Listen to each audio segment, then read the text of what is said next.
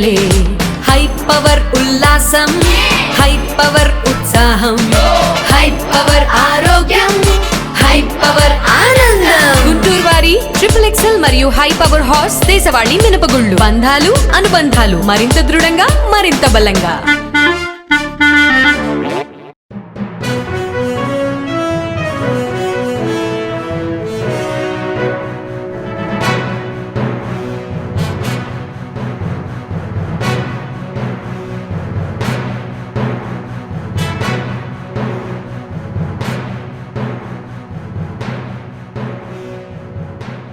నమస్తే, welcome to next Zee News. ఈనాటి వార్తా విశేషాలు. గుంటూరు జిల్లాలో జరిగిన రోడ్డు ప్రమాదంపై ముఖ్యమంత్రి చంద్రబాబు నాయుడు విచారం వ్యక్తం చేశారు. కూలీలతో వెళ్తున్న ఆటోని బుడంపాడు సమీపంలో ఆర్టీసీ బస్సు ఢీకొని 3 వ్యవసాయ కూలీలు మృతి చెందడంపై ఆవేదన వెళ్లిబుచ్చారు.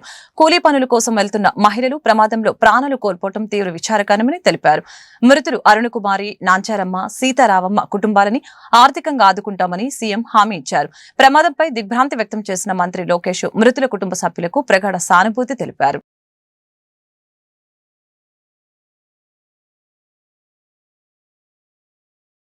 క్యాన్సర్ నివారణ నినాదంతో విశాఖ ఆర్కే బీచ్ రోడ్ లో పింక్ శారీ వాక్ నిర్వహించారు. రోహిత్ మెమోరియల్ చారిటబుల్ ట్రస్ట్ ఆధ్వర్యంలో ఈ కార్యక్రమం జరిగింది. దీనికి అతిథిగా సినీ నటి గౌతమి, వ్యాఖ్యాత శిల్పా చక్రవర్తి హాజరయ్యారు. ఈ సందర్భంగా గౌతమి మాట్లాడారు. క్యాన్సర్ ఏమో లైఫ్ ఫుల్ స్టాప్ అవ్వాల్సిన అవసరం లేదు, అవ్వాల్సిన అవసరం లేదు. Please remember this. మనం ఎంత ఎంటర్టైన్మెంట్ కోసం, హ్యాపీ టైం పాస్ కోసం మనం ఇక్కడ గ్యాదర్ అయినా కూడా దీని వెనకాల ఉన్న కారణం ఏంటంటే లైఫ్ ని కాపాడడం. మీ ప్రతి ఒక్కళ్ళు చాలా ప్రెషస్. మీ చుట్టూ ఉన్న మీ ఫ్యామిలీ మీ మీద డిపెండ్ అయి ఉంది. మీరు ప్రతి ఒక్కళ్ళు లేడీస్ గా ఉండి క్యాన్సర్ గురించి తెలుసుకుని హెల్త్ కాపాడడం ఎంత ఇంపార్టెంట్ అన్నది మీరు తెలుసుకుని మీరు పాటిస్తే మీ ఫ్యామిలీలో ఉన్న హ్యాబిట్స్ మొత్తం మార్చుతారు మీరు. So just think about it. మీరు హెల్తీగా ఉంటారు, మీ వల్ల మీ పిల్లలు హెల్తీగా ఎదుగుతారు, మీ ఇంట్లో ప్రతి ఒక్కరు హ్యాపీగా హెల్తీగా ఉంటారు. So a woman has the power to change the world. Me strength మీకే తెలియలేదా? సో ఒక విషయం, ముఖ్యమైన విషయం నేను చెప్పాలనుకుంటున్నాను. ఈ రోజు ఈ స్టేజ్ పైన ఈ బ్యూటిఫుల్ పింక్ వేవ్, ఇక్కడ స్టేజ్ పైన నా ముందర అందరూ పింక్ వేవ్ లో ఉన్నారు. దీని వల్ల ఇది ఓన్లీ బ్రెస్ట్ క్యాన్సర్ గురించి మాత్రం మాట్లాడుతున్నాం అనుకోకండి. Cancer is a reality. Cancer can come in any form. Breast cancer, cervical cancer, ovarian cancer, head and mouth cancer, lung cancer, ఇవే చాలా వరకు ఈవెన్ మెన్స్ క్యాన్సర్. లిమిట్ లేదండి, ఇది నిజం. సో ఈ నిజాన్ని మనం అర్థం చేసుకుని యాక్సెప్ట్ చేస్తే క్యాన్సర్ వచ్చినా కూడా దాన్ని ఫైట్ చేసి ట్రీట్మెంట్ తీసుకుని గెలిచి వచ్చి నాలాగా 20 ఏళ్ల తర్వాత నిలబడి ఇలా మాట్లాడొచ్చు. సో ప్లీజ్ మీ హెల్త్ విషయంలో చాలా చాలా సెల్ఫిష్ గా ఉండండి. మిమ్మల్ని మీరు కాపాడుకోవడానికి ఏం చేయాలన్నది అన్ని తెలుసుకుని సెల్ఫిష్ గా మీరు పాటించండి. అక్కడ యంగ్స్టర్స్ ఒక బ్యాచ్ నాకు కనిపిస్తున్నారు. Boys, your mother, your sister and everyone will be wearing a pink saree and standing here. So మీరు అందరూ హ్యాపీగా ఉండాలి. Boys, girls, men, women, old, young అందరూ హ్యాపీగా ఉండాలి, హెల్తీగా ఉండాలి. So please be aware about cancer taluka symptoms ఏంటని మీరు తెలుసుకోండి. Take care of your self. Cancer అనేది ఎర్లీ స్టేజెస్ లో కనిపెడితే క్యూర్ చెయ్యొచ్చు. సో అనవసరంగా హ్యాపీగా నిండుగా బ్రతకడం వల్ల మనకి దొరకాల్సిన ఈ లైఫ్ ని చేతులారా మనం పాటు చేసుకోకూడదు.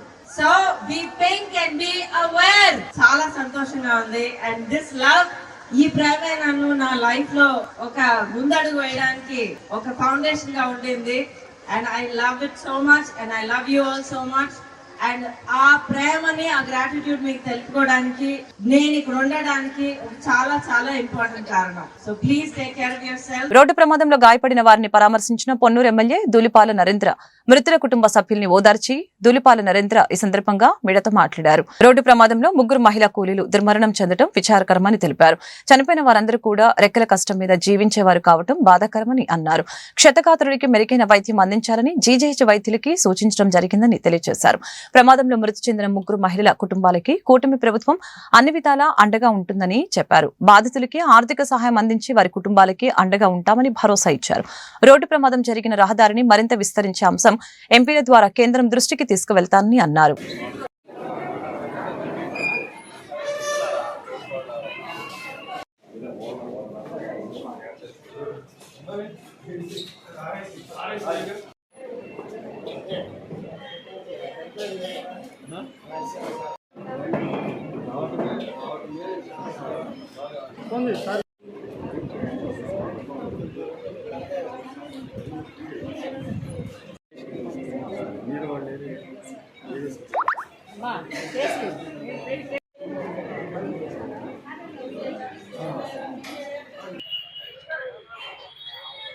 బతుకు తెరువు కోసం పనికి వెళ్తూ ఉండగా బుడంపాడు నారాకోడూరు మధ్య యాక్సిడెంట్ అవటం జరిగింది. అక్కడే 3 మహిళలు చనిపోవటం, మిగతా వాళ్ళకి గాయాలైనవి. ఇప్పుడే బాధితులందరినీ కూడా పరామర్శించడం జరిగింది. ఎందుకంటే చాలా దురదృష్టకరమైన సంఘటన ఇది. చనిపోయిన కుటుంబాలు రోజువారీ కష్టపడి పనిచేస్తే బతికే కుటుంబాలు, అటువంటి ఆత్మీయుల్ని కోల్పోయిన పరిస్థితి, కుటుంబంలో ఉన్న ఆత్మీయుల్ని కోల్పోవటం, ఆ కుటుంబాలు కన్నీరు మున్నీరై బాధపడతా ఉన్న పరిస్థితి చూడటం జరిగింది. అలాగే ఇప్పుడే జీజీహెచ్ సూపరింటెండెంట్ గారు కూడా రావటం జరిగింది. వారికి కూడా చెప్పాం, ఎవరైతే హాస్పిటల్లో జాయిన్ అయ్యారో వారికి మెరుగైన వైద్యం అందే విధంగా ఎప్పటికప్పుడు సంబంధిత రెవెన్యూ అధికారులు అలాగే హాస్పిటల్ సూపరింటెండెంట్ గారు బాధితులకి మెరుగైన వైద్యం అందించే విధంగా చేయాలని చెప్పి వారిని కోరాం. అలాగే చనిపోయిన కుటుంబాలు ఎవరైతే ఉన్నారో ప్రభుత్వం దృష్టికి తీసుకువెళ్తాం. ఆ కుటుంబాలకి ముఖ్యమంత్రి గారి దృష్టికి కూడా తీసుకువెళ్ళి ఆ కుటుంబాలకి ఆర్థిక సహాయం అందించే విధంగా, పోయిన మనుషులను అయితే మేము తిరిగి తీసుకురాలేం కాబట్టి ఆ కుటుంబాలకి ఆర్థిక సహాయం అందించే విధంగా ప్రభుత్వం దృష్టికి తీసుకువెళ్ళి ఆ కుటుంబాలకి తోడ్పాటును అందించే విధంగా పనిచేయడం జరుగుతుంది. అదేవిధంగా చనిపోయిన కుటుంబాలు ఏవైతే ఫార్మాలిటీస్ కూడా తొందరగా పూర్తి చేసి ఆ కుటుంబాలు చనిపోయిన వారి యొక్క మృతదేహాలని త్వరితగతిన అందించే విధంగా చేయాలని అటు పోలీసు వారిని అలాగే రెవెన్యూ యంత్రాంగాన్ని హాస్పిటల్ సూపరింటెండెంట్ గారిని కూడా తొందరగా పోస్ట్మార్టం ముగించి ఆ కుటుంబాలకు అందజేసే విధంగా చేయాలని చెప్పి కోరాం. ఎవరైతే బాధిత కుటుంబాలు ఉన్నారో వాళ్ళకి ఈ కూటమి ప్రభుత్వం పూర్తి స్థాయిలో అందుబాటులో ఉంటుందని చెప్పి కూడా తెలియజేస్తా ఉన్నాం. గతంలోనే ఎందుకంటే మేము అధికారులతో కూడా సంప్రదించడం జరుగుతూ ఉంది. ఏదైతే ఆ రోడ్డు బుడంపాడు మీదుగా పొన్నూరు వెళ్లే రోడ్డు ఏదైతే ఉందో నేషనల్ హైవేస్ వారిని అప్గ్రేడేషన్ కింద ప్రతిపాదనలు వెళ్ళినాయి, కానీ కేంద్రం దగ్గర అవన్నీ కూడా పెండింగ్లో ఉన్నాయి. ఎందుకంటే రాష్ట్రంలో ఉన్న రోడ్లు తీసుకుంటే అత్యంతమైన వెహికులర్ ట్రాఫిక్. ఎందుకంటే గతంలో కూడా నేను ఎన్నో సంఘటనలు చూసా. 14-19 మధ్య విజ్ఞాన్ వెళ్ళే పిల్లలు ఒక మోటార్ సైకిల్ మీదే 3 పిల్లలు వెళ్తా కూడా స్పాట్లో చనిపోయారు. అటువంటి సంఘటనలు గతంలో మేము చూసాం. దాన్ని దృష్టిలో పెట్టుకునే 7 మీటర్ల రోడ్డుని 10 మీటర్లకు మేము విస్తరించడం జరిగింది. దీనివల్ల ఏంటంటే ఇప్పుడు 3 వెహికల్స్ సమాంతరంగా వెళ్లే అవకాశం ఉంది ఆ రోడ్డు మీద. కానీ ఏంటంటే ఇవాళ వెహికులర్ ట్రాఫిక్ పెరిగిన నేపథ్యంలో మాకున్న డేటా ప్రకారం కూడా దాదాపు 22,000 వెహికల్స్ ఆ రోడ్డు మీదుగా ప్రయాణించే ఇది ఉంది. కాబట్టి ఆ నేపథ్యంలో నేషనల్ హైవేస్ కింద అప్గ్రేడేషన్ చేయాల్సిన ప్రధానమైన రోడ్లో కూడా అది ఉంది. అది మన ఎంపీ గారు కేంద్ర మంత్రి గారి దృష్టికి కూడా తీసుకెళ్లాం. జీబీఎస్ వ్యాధిపై ప్రజలు ఆందోళన చెందవలసిన అవసరం లేదని, ఇదేమి అంటువ్యాధి కాదని మంత్రి డోలా బాలవీరాంజనేయ స్వామి తెలిపారు. జీబీఎస్ వ్యాధితో ప్రకాశం జిల్లా మహిళ మృతి చెందిన ఘటనపై మంత్రి స్పందించారు. ఈ వ్యాధికి అన్ని ఆసుపత్రుల్లో మందులు అందుబాటులో ఉన్నాయని తెలిపారు. ఎవరికైనా వ్యాధి లక్షణాలు ఉన్నట్లయితే డాక్టర్లు వెంటనే తగిన వైద్యం అందించాలని ఆదేశించారు. ప్రజారోగ్య సంరక్షణకి కూటమి ప్రభుత్వం మొదటి ప్రాధాన్యత ఇస్తుందని స్పష్టం చేశారు. అధికార యంత్రాంగం అంతా అప్రమత్తంగా ఉండాలని, వ్యాధిపై ప్రజల్లో ఉన్న అపోహలు తొలగించాలని సూచించారు. ఇది సహజంగా ఉండేటువంటి ఆటో ఇమ్యూన్ డిసీజ్. ఇది ఈ రోజు కొత్తగా వచ్చిందేం కాదు, ఎప్పటి నుంచో ఉన్నటువంటి డిసీజ్ ఇది. వైద్యులందరినీ, ప్రభుత్వ వైద్యులు కావచ్చు, ప్రైవేట్ వైద్యులు కావచ్చు, ఎవరికైనా కానీ సిండ్రోమ్ లక్షణాలు ఏమైనా ఉన్నట్లయితే ప్రత్యేకంగా గమనించి తగిన వైద్యం అందించే విధంగా మీరు సహకరించండి. ప్రభుత్వం, ముఖ్యమంత్రి, అదేవిధంగా వైద్య ఆరోగ్య శాఖ మంత్రి కూడా వీటి మీద సమీక్ష చేసుకున్నారు. ఈ వ్యాధికి అవసరమైనటువంటి ఇమ్యునోగ్లోబులిన్స్ కూడా ప్రభుత్వ ఆసుపత్రుల్లో అందుబాటులో పెట్టారు. ఎక్కడా కూడా ఇటువంటి ఇబ్బందులు వచ్చినప్పుడు భయపడకుండా ఉండాల్సినటువంటి పరిస్థితి ఉంది. కానీ ఇది అంత పెద్ద భయభ్రాంతులకు గురి చేయాల్సిన అవసరం కూడా కాదని తెలియజేసుకుంటూ ప్రజలు ధైర్యంగా ఉండండి. వైద్యులు మాత్రం మరొకసారి కూడా విజ్ఞప్తి చేస్తున్నాం, గమనించి ట్రీట్మెంట్ సకాలంలో అందే విధంగా చర్యలు తీసుకోవాలి. వల్లభనేని వంశీ చేసిన అనుచిత వ్యాఖ్యలని వైఎస్ జగన్ ఖండించకపోగా మద్దతు ప్రకటించారని రాష్ట్ర minority affairs adviser Mohammed Ahmed Sharif గుర్తు చేశారు. వైసీపీలా కూటమి ప్రభుత్వం రాజకీయ కక్ష సాధింపులకి పాల్పడటం లేదని స్పష్టం చేశారు. ఎవరు తప్పు చేసినా చట్ట ప్రకారం చర్యలు తప్పవని అన్నారు. చట్టసభలను మాజీ సీఎం జగన్ అపహాస్య పాలు చేస్తున్నారని అన్నారు. గుంటూరులో షరీఫ్ మీడియాతో మాట్లాడారు. నిండు సభలో తనని అవమానించారని చెప్పారు. త్వరలో జరగనున్న ఎమ్మెల్సీ ఎన్నికలు ఏకపక్షంగా ఉంటాయని తెలియజేశారు. కూటమి అభ్యర్థుల విజయం సాధిస్తారని ధీమా వ్యక్తం చేశారు. చంద్రబాబు పాలన పట్ల ప్రజలు సంతోషంగా ఉన్నారని వివరించారు. ఇది ప్రభుత్వ పరంగా కక్ష సాధింపు చర్య అని ఈరోజు ప్రచారం చేయడానికి ప్రయత్నం చేస్తున్నారు. కానీ ఇది అవాస్తవం. ఏవైతే ఆయన గత ప్రభుత్వం యొక్క అండని జగన్మోహన్ రెడ్డి గారి అండని చూసుకుని విర్రవేగాడో, నోటికి వచ్చినట్టు మాట్లాడాడో, ప్రజాస్వామ్యాన్ని ఖూనీ చేస్తూ ఏ పార్టీ ద్వారా ఎన్నికయ్యాడో ఆ పార్టీనే వెన్నుపోటు పొడిచాడో వాటన్నిటికి కూడా ప్రజలు సమాధానం చెప్పారు. ఆయన చిత్తుగా ఓడించి ఆయన ఎమ్మెల్యేగా నువ్వు అర్హుడు కాదు అని ప్రజలు శిక్షించారు. అయినా కూడా ఇంకా బుద్ధి రాకుండా ఈరోజు ఏవైతే తెలుగుదేశం పార్టీ కార్యాలయాన్ని విధ్వంసం చేసి దాని మీద ముద్దాయిగా ఉన్న సందర్భంలో అసలు ఎవరైతే దానికి కంప్లైంట్ చేశారో ఆ కంప్లైంట్ చేసిన వ్యక్తినే కిడ్నాప్ చేసి మరి దాన్ని రూపం ఆపాలని చట్టవిరుద్ధంగా ఒక ప్రయత్నం ఏదైతే చేశారో ఆ పాపానికి ప్రతిఫలమే ఈరోజు మరి ఈయన జైల్లో ఈరోజు మగ్గవలసిన పరిస్థితి ఏర్పడింది.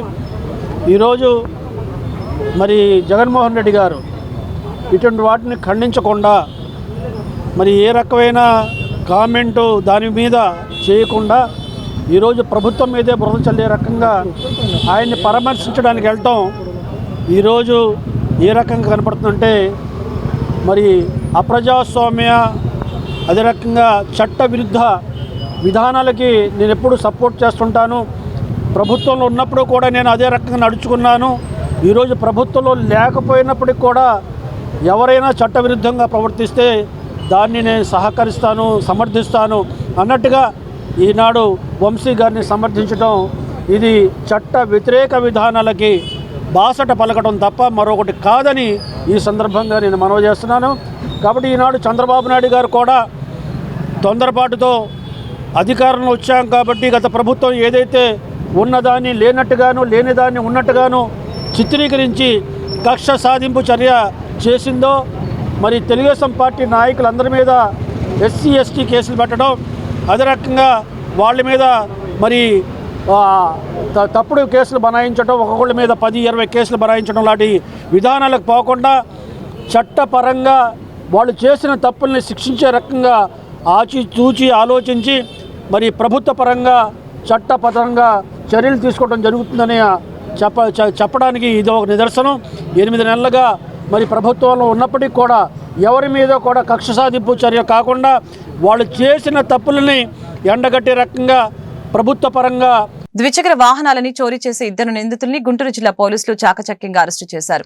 నిందితుల వద్ద నుంచి 22 బైక్లు స్వాధీనం పరుచుకున్నామని గుంటూరు జిల్లా ఎస్పీ సతీష్ కుమార్ తెలిపారు. సోమవారం గుంటూరు జిల్లా ఎస్పీ కార్యాలయంలో ఏర్పాటు చేసిన మీడియా సమావేశంలో నిందితుల్ని స్వాధీనం చేసుకున్న బైకుల్ని ఎస్పీ హాజరుపరిచారు. ఈ సందర్భంగా ఎస్పీ మాట్లాడారు. గుంటూరు నల్లపాడు పరిధిలోని రత్నగిరి కాలనీకి చెందిన వలివోలు వెంకటేశ్వర్లు రద్దీ ప్రాంతంలో పార్కింగ్ చేసిన ద్విచక్ర వాహనాలని చోరీ చేసేవాడని తెలిపారు. డాక్యుమెంట్స్ ఉన్న బైక్స్ ని చోరీ చేసి OLX లో విక్రయానికి పెట్టేవాడని చెప్పారు. ఇలా పెట్టిన వాహనాలని సత్తెనపల్లి నియోజకవర్గం ముప్పాల మండలం లంకెల కురుపాడు గ్రామానికి చెందిన సీతారెడ్డి కమిషన్ ప్రాతిపదికన వాహనాలను విక్రయించేవాడని పేర్కొన్నారు. నిందితుడు వెంకటేశ్వర్లపై సుమారు 40 కేసులు ఉన్నాయని చెప్పారు. ద్విచక్ర వాహనాల పార్కింగ్ విషయంలో ప్రజల్లో మార్పు రావాలని చెప్పారు. రద్దీ ప్రాంతాల్లో పార్కింగ్ చేసేటప్పుడు GPS వీల్ లాక్ ఏర్పాటు చేసుకోవాలని అన్నారు. అదేవిధంగా ఇళ్లలో దొంగతనానికి పాల్పడే MD రషీదు, చల్లా గోపి అనే నిందితుల్ని కూడా అరెస్టు చేసినట్లు ఎస్పీ వివరించారు. అంటే బైక్ అఫెన్సెస్ ఒక 22 అఫెన్సెస్ వాళ్ళు అక్సెప్ట్ అంటే చేసినది మనకు బయటకు వచ్చింది. దాని మేరకు 4గురిని మనం అరెస్ట్ చేయడం జరిగింది. దాంట్లో ఫస్ట్ పటాపురం పోలీస్ స్టేషన్లో ఇతరుని అరెస్ట్ చేయడం జరిగింది. వాళ్ళు వేలిగోలు వెంకటేశ్వర్లు, తర్వాత మోరం రెడ్డి సీతారెడ్డి. అంటే ఇది ఒక డిఫరెంట్ ఎంఓ. ఈ వెలిగోలు వెంకటేశ్వర్లు ఏం చేస్తారంటే, ఈ వెలిగోలు వెంకటేశ్వర్లుకి దాదాపు మనకి 36 కేసు పక్కన ఉన్నాయి. దీంట్లో మ్యాక్సిమం కేసెస్ మన విజయవాడలో మన దేంట్లో విజయవాడలో మనం జిఆర్పిలో ఉందా, జిఆర్పి రైల్వేస్లో ఉంది 11 కేసెస్ ఉంది. అక్కడ నుంచి ఇప్పుడు రీసెంట్గా మనకి సస్పెక్ట్ షీట్ మన గుంటూరు డిస్ట్రిక్ట్కి ట్రాన్స్ఫర్ అయింది. ట్రాన్స్ఫర్ అయిన వెంటనే మనం ఒకసారి పిలవడం, ఎంక్వైరీ చేయడం, కొంచెం డౌట్ఫుల్గా ఉండడం వల్ల కొన్ని ఇంట్రాగేట్ చేయడం చేసినప్పుడు ఆ వ్యక్తి అఫెన్సెస్ 11 బైక్ దొంగతనం కన్ఫెషన్ చేయడం జరిగింది. ఈ వ్యక్తి మోడస్ ఆపరండి ఈరోజు ప్రెస్ మీట్ కూడా పెట్టడానికి one of the important reason అంటే ఎలాగా దొంగతనం చేస్తున్నారనేది కూడా ఇక్కడ ఇంపార్టెంట్. వాళ్ళు బైక్ని చెక్ చేస్తారు. బైక్లో కవర్లో ముందు మీ రికార్డ్స్ మీరు ఏదర్ కవర్లో పెడుతుంటారు, లేకపోతే సైడ్లో బాక్స్ ఉంటాయి, బాక్స్లో మీరు రికార్డ్స్ పెడుతుంటారు. రికార్డ్స్ని చూస్తారు. అన్ని రికార్డ్స్ ప్రాపర్గా ఉందంటే ఇమీడియట్గా ఆ బైక్ని దొంగతనం చేస్తారు.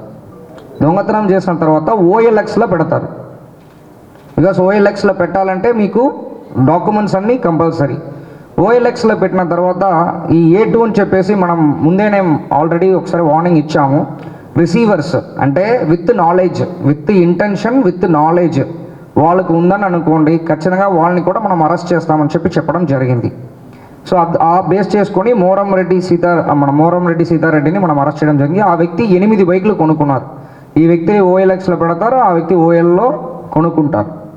కొనుక్కొని ఇంకా తక్కువ రేటుగా అమ్ముకుంటారు అనమాట. అంటే తక్కువ రేట్లో వాళ్ళు ఇది ఒక ఎంబో లాగా, అంటే ఒక మోడస్ ఆపరండి లాగా వీళ్ళు చేయడం అనేది జరుగుతుంది. సో ఇది అందరికి కూడా తెలియాలి. అంటే నేను ఫస్ట్ నుంచి కూడా ఒక పాయింట్ ఏం చెప్తున్నామంటే, వీల్ లాక్ అనేది మీరు అందరూ కొనుక్కోమని చెప్తున్నాం, కానీ అది మీరు ఎవరు ఇంప్లిమెంట్ చేయట్లేదు. అన్లెస్ ఆర్ అదర్వైజ్ పబ్లిక్లో చేంజెస్ రావడం వరకు కూడా అన్ని దొంగతనాలు అనేది పోలీస్ కంట్రోల్ చేయడం కూడా చాలా ఛాలెంజింగ్గా ఉంటాయి. ఇప్పుడు ఈ వ్యక్తి ఈ రోజుకి మన సస్పెక్ట్ షీట్స్ని కంటిన్యూస్గా పిలిచి ఇదన్నీ చేయడం వల్ల ఈరోజు 22 బైకుల వరకు మనం రికవరీ చేయడం జరిగింది. ఇంకా సేమ్ మెథడ్ మళ్ళీ కంటిన్యూ చేస్తుంటాం కమింగ్ డేస్లో. ప్రాపర్టీ అఫెన్స్ అంటే HB by night, HB by day కూడా రీసెంట్లో చాలా రికవరీ చేస్తాం. వడ్డీ రహిత రుణాలు, పొదుపు పథకాలతో ఖిద్మత్ చిరు వ్యాపారులు వ్యాపార అభివృద్ధికి సహాయం చేస్తుందని రాష్ట్ర minority affairs adviser Mohammed Ahmed Sharif, Guntur తూర్పు ఎమ్మెల్యే మహమ్మద్ నజీర్ తెలిపారు. వడ్డీ రహిత సమాజం కోసం ఈ సంస్థ పాటుపడుతుందని చెప్పారు. గుంటూరు బ్రాడీపేట 2వ లైన్లో నూతనంగా ఏర్పాటు చేసిన వడ్డీ రహిత micro finance society Khidmat mutually aided cooperative credit society branch నూతన కార్యాలయాన్ని అహ్మద్ షరీఫ్, నజీర్ అహ్మద్ సోమవారం లాంఛనంగా ప్రారంభించారు.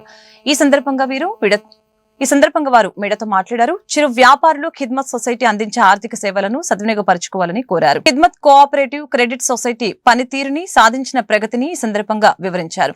కార్యక్రమంలో సంస్థ వైస్ ప్రెసిడెంట్ షౌకత్ ఫహీం సాహెబు, కరీముద్దీన్ సాహెబు, ఎండి జాహెద్ బహీర్ అహ్మద్ తదితరులు పాల్గొన్నారు. అందరికి నమస్కారం, అస్సలాము అలైకుం. Khidmat mutually aided cooperative credit society limited పేరుతో గుంటూరు నగరంలో రెండో బ్రాంచ్ ఈరోజు కొత్తగా బ్రాడీపేటలో ప్రారంభించుకోవడం జరుగుతూ ఉంది. ఎప్పుడూ లేనటువంటి విధంగా రాష్ట్రంలో వడ్డీ లేనటువంటి రుణాల్ని పేద, బడుగు, బలహీన వర్గాలకు, ముఖ్యంగా అణగారినటువంటి వర్గాలకు అందించాలనే ఒక మంచి ఆలోచనతో, దృక్పథంతో, సంకల్పంతో ఈ బ్యాంకును గుంటూరు నగరంలో కూడా ఎస్టాబ్లిష్ చేయడం జరిగింది. దాదాపు 600 కోట్ల రూపాయల టర్నోవర్తో 3 రాష్ట్రాల్లో 41 బ్రాంచీలతో వడ్డీ లేనటువంటి రుణాల్ని సామాన్య ప్రజలకు అందించేటువంటి ఒక మహత్తరమైనటువంటి కార్యక్రమాన్ని ఖిద్మత్ బ్యాంక్ గత 8 సంవత్సరాల నుంచి చేపడుతున్నటువంటి పరిస్థితులు. ముఖ్యంగా ఈరోజు చూస్తే 600 రూపాయల సభ్యత్వం కట్టినటువంటి ప్రతి ఒక్కరు కూడా సేవింగ్స్ని అలవాటు చేస్తూ వాళ్ళకి కావాల్సినటువంటి అవసరాలకి వారికి మద్దతు ఇవ్వడం. ఎందుకంటే ఈరోజు చూస్తూ ఉన్నాం, ₹1 కావాలన్నా మైక్రో ఫైనాన్స్ బారిన పడి పేద ప్రజలు మరింత అట్టడుగు స్థాయికి చేరేటువంటి పరిస్థితుల నుంచి ఈరోజు ఒక కార్పొరేట్ సెక్టార్లో ఉన్నటువంటి ఖిద్మత్ బ్యాంక్ ఒక మంచి పరిణామంతో పెద్ద ఎత్తున దాదాపు 2,000 కోట్ల రూపాయలు టర్న్ ఓవర్తో దాదాపు 200 కోట్ల రూపాయలు రుణాలు ఇచ్చేటువంటి కార్యక్రమాన్ని కూడా ఈ బ్యాంకు చేపట్టడం జరుగుతూ ఉంది. ముఖ్యంగా బ్యాంక్ ఇంకా ముందుకు సాగాలని రాబోయేటువంటి రోజుల్లో పేదలకు ముఖ్యంగా అవసరమైనటువంటి ప్రతి ఒక్కరు కూడా వడ్డీ రహిత సమాజాన్ని ఏర్పాటు చేయడానికి ఈ బ్యాంకు ఒక తొలి అడుగుగా మేమందరం కూడా భావిస్తూ ఉన్నాం. ఇటువంటి బ్యాంక్స్ రాష్ట్రంలో నలుమూలలు కూడా వ్యాపించి ప్రజలకు ముఖ్యంగా పేద ప్రజలకు ఒక అండగా నిలబెట్టేటువంటి కార్యక్రమాన్ని చేపట్టడం చాలా సంతోషం. ఎందుకంటే ప్రభుత్వం కూడా ఈరోజు చంద్రబాబు నాయుడు గారు గతంలో 2014-19లో ఇస్లామిక్ బ్యాంక్ గురించి ఆయన వివరించి చెప్పడం జరిగింది. ఈ 2024 తర్వాత ఈ ప్రభుత్వం ఏదైతే కూటమి ప్రభుత్వం ఏర్పడిన తర్వాత దానికి రాబోయేటువంటి రోజుల్లో శ్రీకారం చుట్టి తప్పకుండా ఖిద్మత్ బ్యాంక్కి అవసరమైనటువంటి సహాయ సహకారాలు ప్రభుత్వం తరపున కూడా అందించేటువంటి కార్యక్రమం కూడా మేమందరం కూడా బాధ్యతగా తీసుకొని ముందుకు సాగుతామని చెప్పి తెలియజేస్తాం. నమస్కారం, అస్సలాము అలైకుం. ఈరోజు చాలా సంతోషం. భారతదేశంలో ఎక్కడ లేని విధంగా వడ్డీ రాహిత్యం, వడ్డీ లేకుండా రుణాలు అందించే విధానాన్ని ఖిద్మత్ బ్యాంక్ జమాయతే ఇస్లామీ హింద్ సంస్థ ద్వారా ఇది సుమారుగా 3 రాష్ట్రాల్లో 41 బ్రాంచులు పెట్టి వేలాది కోట్ల రూపాయలు మరి అవసరమైన వాళ్ళకి సహకారం అందిస్తున్నారు. ఈ బ్యాంకు ముందుగా ఎవరైతే 600 రూపాయలు సభ్యత్వం ఇచ్చి చేరతారో వాళ్ళకి మరి వాళ్ళు ఎంతవరకు సేవింగ్ చేసుకుంటారో చూస్తారు. ఆ రకంగా సేవింగ్స్ని ప్రోత్సహిస్తూ పొదుపుని మనిషి దగ్గరికి వెళ్ళి ఆ ఖాతాదారుడి దగ్గరికి వెళ్ళి పొదుపుని సేకరిస్తారు.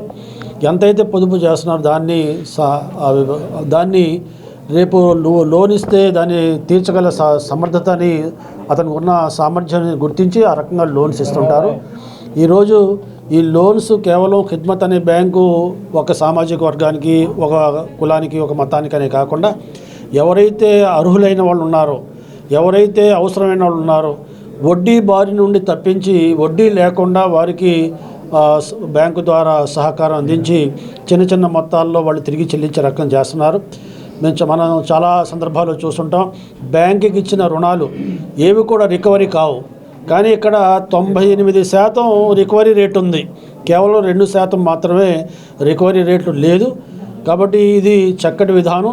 వడ్డీలు లేకుండా రుణాలు ఇవ్వటం, వాళ్ళకి భారం కాకుండా చూడటం అనేది చాలా చక్కటి విధానం. ఇది ప్రభుత్వం కూడా ప్రోత్సహించాలి. అవసరమైన సమయంలో చంద్రబాబు నాయుడు గారితో, లోకేష్ గారితో మాట్లాడి వడ్డీ రాహిత్యంతో ఉండే ఇస్లామిక్ బ్యాంక్ విధానాన్ని ప్రోత్సహించాలని చంద్రబాబు నాయుడు గారు, లోకేష్ గారు అనేక సందర్భాల్లో చెప్పారు. కాబట్టి దీన్ని ఒక కేస్ స్టడీగా తీసుకొని దీన్ని ప్రోత్సహించాలా, వీళ్ళకి సహకారం చేయాలా, లేకపోతే ఇలాంటి మరి సొసైటీలు బ్యాంకింగ్ సొసైటీలో నిర్వహించే విధానాన్ని వేరే చోట కూడా మనం ప్రోత్సహించడానికి అవకాశం ఉందేమో అది కూడా చూసి మరి వడ్డీ రాహిత్యమైన రుణాలు పేదవారికి, చిన్న చిన్న వ్యాపారాలు చేసే వాళ్ళకి అందించడానికి మరి వీళ్ళు చేస్తున్న విధానాన్ని రేపు కూడా స్టార్ట్ అవడం జరిగింది. 44 బ్రాంచీలతో ఇప్పుడు ముందుకు సాగుతుంది.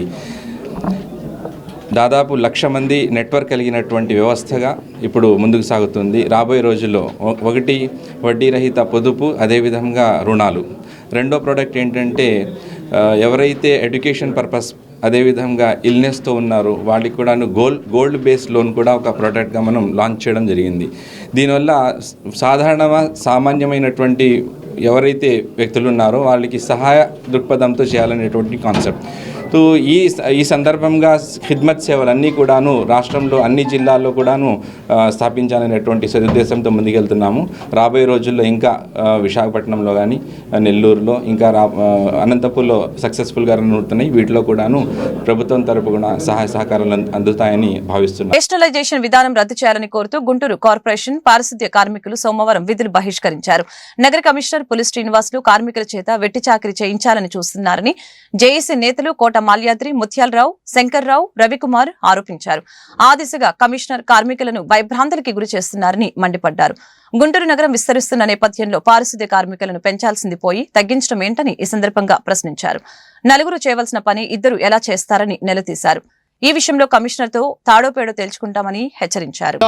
మరి కమిషనర్ గారు వినూత్నంగా కూడా నేషనలైజేషన్ పేరుతోటి ఏదైతే వర్కర్లు ఎక్కువ ఉన్నారని మరి గ్రామీణ ప్రాంతాలకి ఏదైతే పంచాయతీలు విలీన పంచాయతీలకి పంపేదాన్ని నిర్ణయం తీసుకోవడం జరిగింది. దాంట్లో భాగంగా మరి కార్మికులందరూ కూడా అక్కడికి వెళ్ళాలని చెప్పి మరి ఆర్డర్ వేయడం అయింది. దాన్ని మరి కార్మికులు తెలియజేయగా వారి దృష్టికి తీసుకెళ్దామని నాయకత్వం జేఏసీగా మరి వారి దృష్టికి తీసుకెళ్ళగలిగాం. శనివారం మరి తీసుకెళ్ళగానే ఆయన వినతి పత్రాన్ని కూడా తీసుకోకుండా పక్కన పడేయడంతో వర్కర్ల దృష్టిలో అవన్నీ తీసుకెళ్ళాం. వాళ్ళందరూ కూడా వర్కర్లు మరి నిలుపుదల చేయాలని కూడా కోరిన క్రమంలో వర్కర్లంతా కూడా ఈ నగరంలో విధులను బహిష్కరించడం జరిగింది. దాంట్లో భాగంగా ఈరోజు నగరంలోని సుమారు మరి 1600-1700 మంది కూడా విధులు బహిష్కరించారు. కమిషనర్ గారు తీసుకున్న నిర్ణయాన్ని వెంటనే నిలుపుదల చేయాలని మరి జేఏసీగా కోరుతా ఉన్నాం.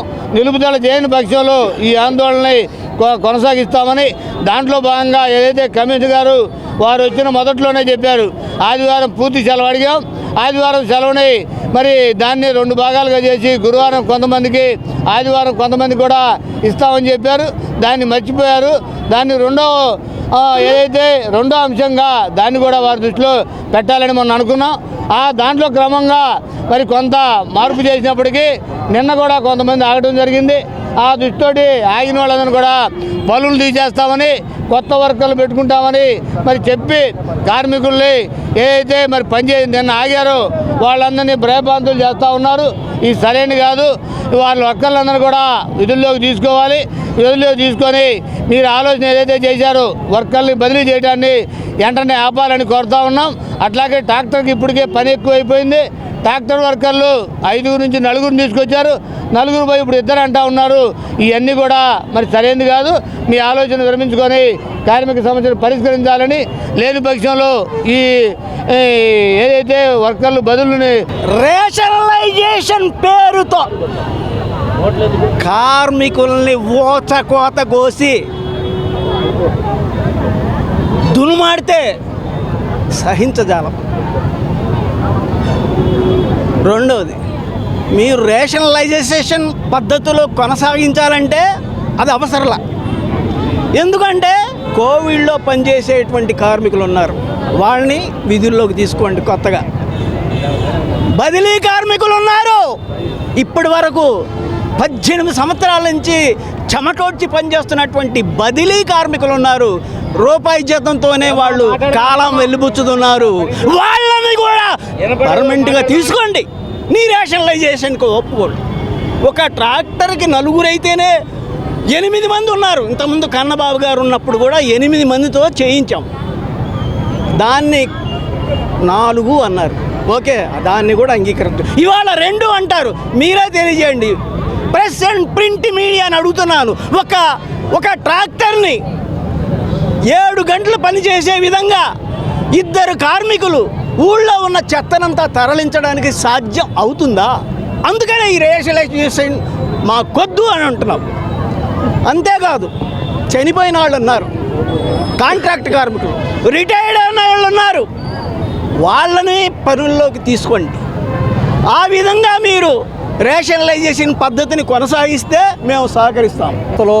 రేషనలైజేషన్ పేరుతో సుమారు 256 మంది కార్మికులను వేరు ప్రాంతాలకి చేస్తూ ఉన్నారు. గతంలో కమిషనర్లు పనిచేసిన కమిషనర్లు మరి రేషనలైజేషన్ చేసి ఇప్పుడు ఉన్న కార్మికులు సర్దుబాటు చేసిన పరిస్థితి ఉంది. కానీ ఇప్పటికీ కూడా 2021లో చేసిన రేషనలైజేషన్ హౌస్ హోల్డ్ ప్రకారము ఆ లెక్కలు తీసుకొని ఇప్పుడు జనాభా పెరిగిన ప్రతిపాదన తీసుకోకుండా 256 మంది కార్మికుల్ని వేరు ప్రాంతాలకు తరలిస్తూ ఉన్నాను. దీనికి మున్సిపల్ సంఘాలుగా మేము జేఏసీగా వ్యతిరేకిస్తూ ఉన్నాము. కాబట్టి కార్మికులు అందరూ కూడా దూర ప్రాంతాలకు వెళ్ళి మరి ఇబ్బంది పడే పరిస్థితి ఉంది. అంతా కార్మికులకు మరి ఇబ్బంది పడకుండా మరి కమిషనర్ గారు సానుకూలంగా ప్రవర్తిస్తారని చెప్పేసి అనేది మేము కోరుతా ఉన్నాము. కాబట్టి కార్మికుల్ని రేషనలైజేషన్ పేరుతోటి వేరు ప్రాంతాలకు కాకుండా అదనంగా కార్మికుల్ని మరి ఊరు పెరుగుతుంది, అట్లానే జనాభా పరంగా పెరుగుతున్నారు. కాబట్టి కార్మికుల్ని అదనంగా వేయాలని చెప్పేసి అనేది మేము విజ్ఞప్తి చేస్తూ ఉన్నాము.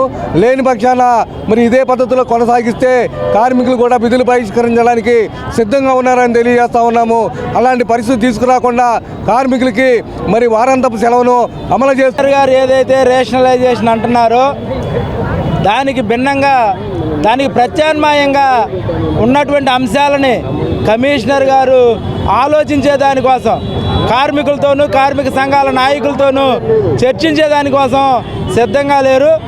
ఎప్పుడైతే కమిషనర్ గారు ఈ సమస్య మీద ప్రత్యామ్నాయం ఆలోచించి కార్మిక సంఘాలతో మాట్లాడతారో అప్పటి వరకు కార్మికులు ఈ సమ్మెని కొనసాగిస్తామని చెప్పేసి తెలియజేస్తా ఉన్నాం. గుంటూరు పట్టాభిపురంలో ఉన్న గ్రీన్ గ్రేస్ అపార్ట్మెంట్ నిర్మాణం వివాదాస్పదంగా మారింది. ఈ బహుళ అంతస్తుల భవన నిర్మాణానికి ఎలాంటి అనుమతులు లేవని నగర కమిషనర్ పులి శ్రీనివాసులు తెలిపారు. ఈ అపార్ట్మెంటుపై వచ్చిన ఫిర్యాదుల నేపథ్యంలో తానే స్వయంగా విచారణ చేపట్టి వర్క్ స్టాప్ ఆర్డర్ ఇచ్చినట్లు తెలియజేశారు. అయినా యాజమాన్యం రహస్యంగా నిర్మాణం పనులు చేపట్టడాన్ని తీవ్రంగా పరిగణిస్తున్నామని చెప్పారు.